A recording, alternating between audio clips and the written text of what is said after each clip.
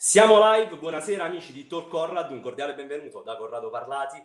Oggi ripercorreremo una delle storie più belle della storia della musica underground italiana. Siamo in compagnia di Francesco Di Bella, leader dei 24 Grana. Buonasera Francesco.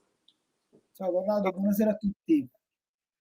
Allora Francesco, i 25 anni di carriera dei 24 Grana sono stati celebrati con l'uscita di A Raccolta, una raccolta di brani che è stata impreziosita da un featuring con Clementino, che avete registrato a Londra. Partiamo proprio da questo incontro.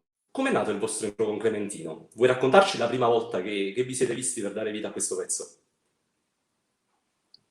Sì, vabbè, ci conosciamo già, siamo amici e quindi l'ho contattato perché appunto sapendo che è un caro amico, che è affezionato alla band, che è una persona estremamente esplosiva, frizzante e meravigliosa, ho pensato che era quello che ci voleva per ripartire, diciamo, con una cosa urban e fresca. E quindi ci siamo sentiti e io ho fatto questa bella offerta di raggiungerci a Londra, agli Abbey Road Studios, e quindi non poteva dire di no, ma a prescindere non l'avrebbe detto. Che esperienza è stata trovarsi a registrare in un tempio della musica come gli Abbey Road Studios e anche a Chicago, Bravo, con Salvini? esatto, sì. Hai detto bene, è un tempio della musica, è un po' come San Pietro, la Mecca, quindi si riempie di magia e significato ulteriore tutto quello che fai. Per noi era una cosa importante registrare un brano dopo 9 anni che non lo facevamo insieme, e in più c'era Clemente, in più eravamo ad Abbey Road e quindi insomma la magia è uscita da tante sorgenti. Certo. E come avete scelto poi i pezzi che vanno a comporre questa raccolta? Quello non è stato semplice. Abbiamo preparato diverse tracklist e era difficile lasciare fuori alcune cose, però necessariamente lo abbiamo dovuto fare perché volevamo fare una playlist che comunque ripercorresse in senso cronologico gli anni della band, ma che avesse anche un suo groove, no? Come un disco ex novo. E Certo. quindi poi alla fine siamo riusciti a trovare quella giusta, quella che comunque ci filava meglio un po' a tutti. La musica dei 24 Grana è una musica che mette al centro un po' le storie delle persone comuni e che trova la poesia anche dove magari sembra essere apparentemente un po' più nascosta. E anche il nome della band, 24 Grana, si rifà un po' a un'antica moneta in vigore nel periodo aragonese. Allora, com'è cambiato nel corso degli anni il tuo rapporto con la periferia? Bella domanda, grazie Corrado. Beh, sempre di grande ispirazione. E mi racconta veramente tanto, perché c'è più buio, c'è più immaginazione e sicuramente c'è è necessario illuminarla. Ci sono tante storie in periferia che appunto alla fine non vengono mai illuminate dagli spot dei riflettori. E questo è stato un po', diciamo, un diktat che mi sono dato da sempre per la scrittura delle canzoni. Cosa si può fare secondo te per far sì che la periferia possa in un certo senso smettere di essere una terra a svantaggio e quindi essere raccontata poi nella sua verità? Esatto, iniziare a dipingere e a raccontarla come una bella storia, con tutte le belle storie che ci stanno dentro. Questo, diciamo, è stata un po' la mia missione anche ultimamente. Certo. Tipo, E con Nuova Gianturco penso che già dal nome porta con sé la periferia partenopea e poi si estende un po' concettualmente a tutte le periferie del mondo. esatto, grazie, Corrado, sì. Ma grazie a te per l'arte che ci regali. E i 24 Grana, così come i 99 Posse e in parte anche gli Alma Negretta, trovano un po' la loro origine anche nel mondo dei centri sociali, e, tra cui spicca ovviamente l'Officina 99. Com'era da un punto di vista culturale la Napoli della metà degli anni 90 in cui sono nati e si sono affermati inizialmente i 24 Grana? Beh, per noi era incredibile. Era come vivere a Londra, a Bristol, a Manchester, a Barcellona. Era piena di corrente, hai capito? Sai quando dici: "Ah, chiudi un po' la finestra, ci sta troppa corrente". C'era tanto vento che comunque ci spingeva verso altre cose, che ci univa, ci faceva crescere, ci faceva abbracciare e abbiamo attinto molto da quel clima, da quell'ambiente, fino appunto insomma ad averne fortunatamente ancora in senso buono, le tasche piene, nel senso abbiamo ancora un background molto forte che si è consolidato grazie a quelle esperienze che mischiavano, lato artistico, creativo e sociale. Certo. E già più di 20 anni fa c'era una parola che, caratterizzava una delle vostre produzioni artistiche, che è quella di metaverso, che dà il titolo a uno dei vostri album, Metaversus, e che, ritroviamo anche in una delle canzoni nel metaverso. Più di 20 anni dopo, qual è la tua idea attuale di, metaverso? Beh, più o meno si è avverato quello che pensavo, questo metaverso non fosse poi una cosa, diciamo, che unisse troppo, ma che tendesse un po' a dividere ed isolare. Era quello, diciamo, il senso un po' del concept dell'album, trovato poi appunto, insomma, nel famoso libro ormai il che è Snow Crash. Penso che appunto, insomma, qualcuno dopo di me ha attinto dallo stesso libro poi per raccontare che cosa si poteva fare in questo, diciamo, mondo digitale. E le cose dipende sempre da come le usi. È chiaro che generazionalmente noi siamo legati al contatto umano, al poter comunque assaporare, assaggiare le cose, guardare negli occhi le persone e il metaverso obiettivamente, insomma, è qualcosa che pone un sacco di filtri poi rispetto, diciamo, proprio al contatto diretto. Staremo a vedere. Assolutamente, staremo a vedere come evolverà la situazione.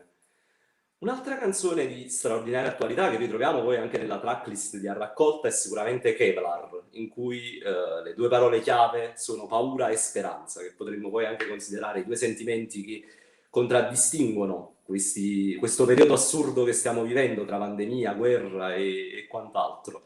Anzi, forse la paura è anche molto di più che della speranza in certi momenti. Quali sono le principali riflessioni che ti ha lasciato questo periodo storico?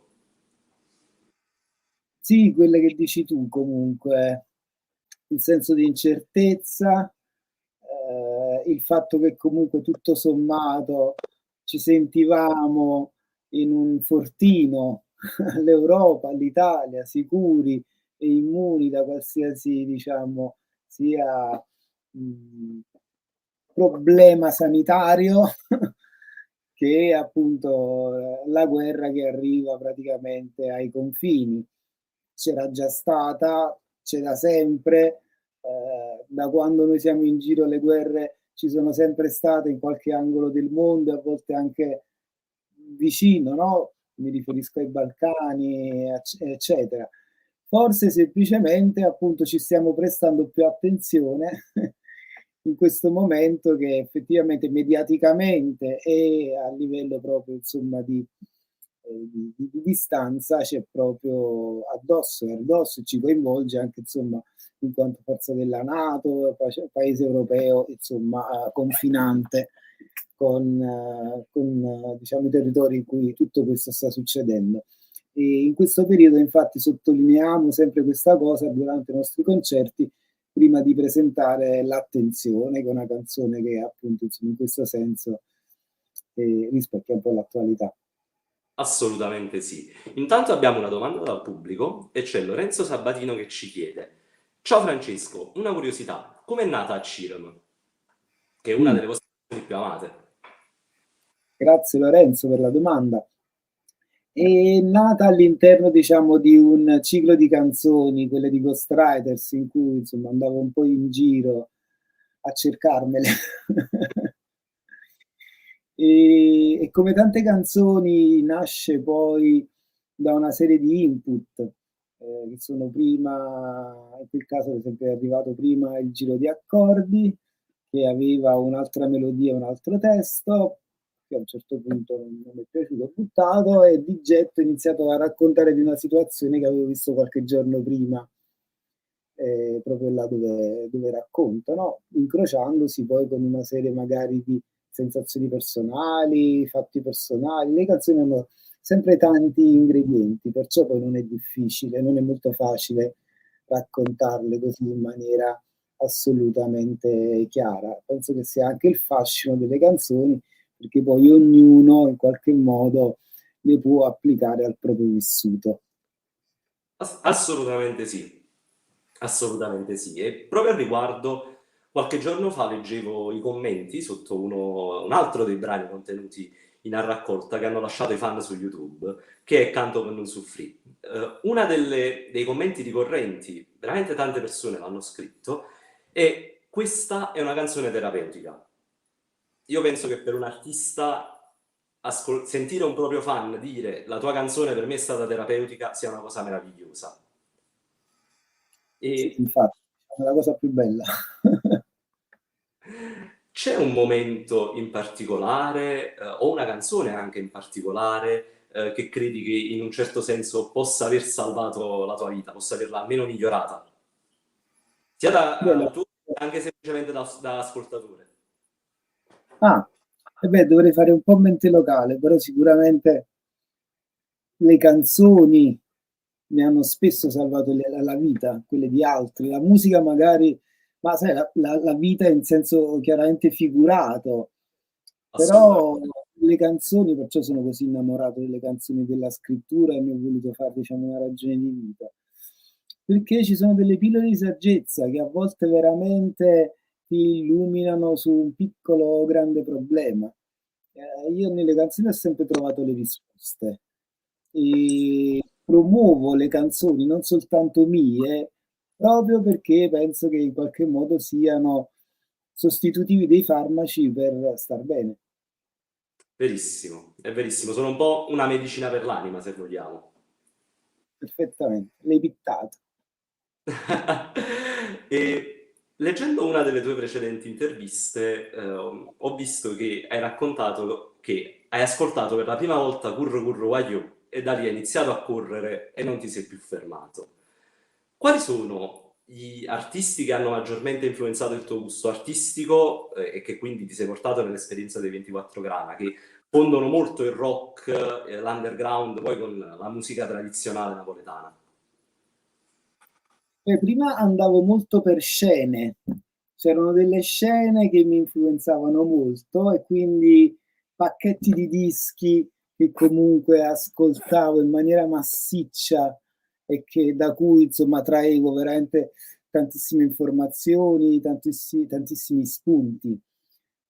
I miei artisti preferiti proprio in assoluto, cioè diciamo come artisti sono i classici, cioè veramente sono banale, ma Dylan, Lennon e Marley, diciamo, come poeti un po' su tutti.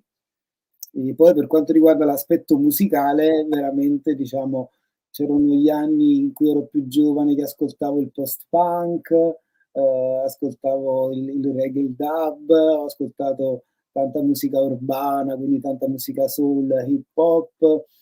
Il punk è una roba di cui mi è sempre piaciuta l'attitudine, quindi ho sempre cercato anche di replicare qualcosa di quello che comunque mi mettevano dentro. Così, sono un po' malato di ma non si può inquadrare, ma quel mobiletto bianco alle mie spalle, diciamo, c'è una parte della mia collezione di vinili e vi assicuro che sono veramente tanti e tutti belli usati. Posso immaginare, anch'io sto su quella strada, quindi posso capirti perfettamente. E cosa ascolta quindi oggi Francesco Di Bello? Quando è a casa? Cosa ho ascoltato negli ultimi 3 giorni? Guarda, mi è piaciuto molto il singolo dei Lumineers, Where We Are. Poi stavo ascoltando Purple Mountains, che è un altro, diciamo, disco sempre più o meno folk rock, mettiamolo così, che mi è piaciuto tanto. Kate Tempest, è una poetessa britannica. Poi vabbè, insomma, girano Big Thief, pure mi è piaciuto. Poi ogni tanto vado a recuperare cose, diciamo, del passato che magari ho necessità, voglia di sentire, che non avevo capito quando l'ascoltavo qualche anno fa.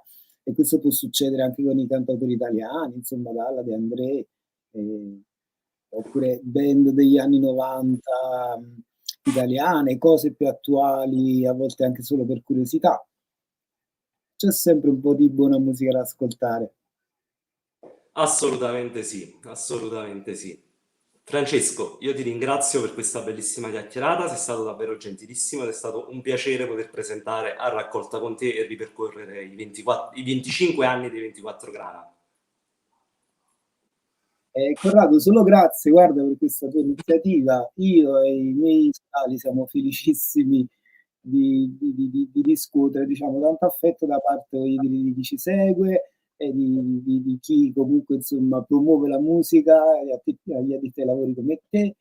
Siamo stati felicissimi di aver trovato un pubblico incredibile su queste prime date. Ci auguriamo, siamo sicuri che comunque domani a Bologna sarà così e poi anche a Roma e soprattutto a Napoli, il 15 alla Casa della Musica. E quindi grazie, grazie, solo grazie a voi e a tutto il pubblico. È stato un piacere, Francesco.